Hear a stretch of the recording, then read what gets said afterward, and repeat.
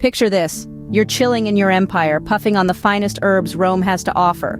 Who are you? You're Nero, one of the most infamous Roman emperors. Now let's roll back the papyrus for a minute.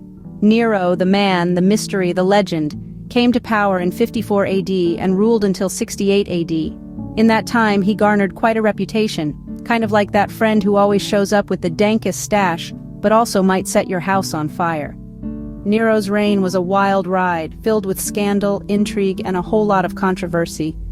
Some say he was a ruthless tyrant, others argue he was just misunderstood, and a few even suggest that he was just a dude who knew how to throw a wicked toga party.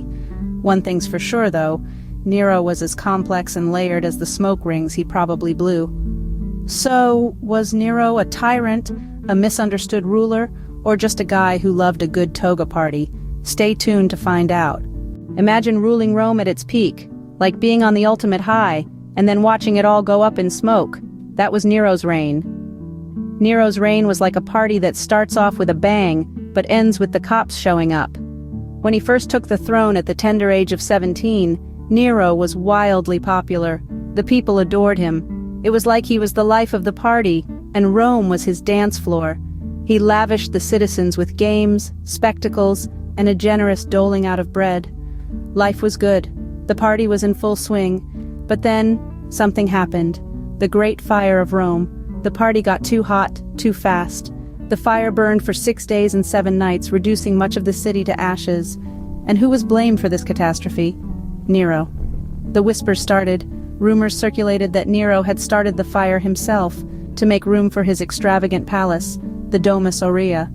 The Golden House, a sprawling complex, complete with an artificial lake, gardens, and even a colossal statue of Nero himself. Talk about being high on power. But Nero's party was far from over. He was known for his wild banquets, where guests were entertained with music, poetry, and drama. Nero fancied himself a bit of an artist, often performing for his guests. It was like a never-ending festival, a perpetual high. But like all highs, there were also lows. As Nero's extravagance grew, so did his tyranny. He began to eliminate anyone he saw as a threat, including his own mother. The people's love for Nero began to wane, like the embers of a dying party.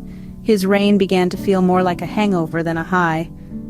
Nero's reign was like a roller coaster ride, full of ups, downs, and unexpected twists. But what led to his downfall? Keep listening to find out. Imagine having the worst trip of your life, and it's not because of some bad weed. That was Nero's final years. Nero's reign, once synonymous with grandeur and power, started to crumble like ash from a smoldering joint. His erratic behavior, akin to a bad high, started to alienate those around him.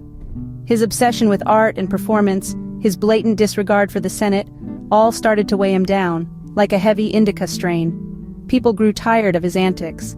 The Senate, once just a background noise in his extravagant life, started to roar like a lion. The whispers of rebellion grew louder, and the once mighty Nero found himself on the run, chased by his own paranoia. In a tragic twist of fate, Nero, the man who once held the Roman Empire in his hands, ended his own life.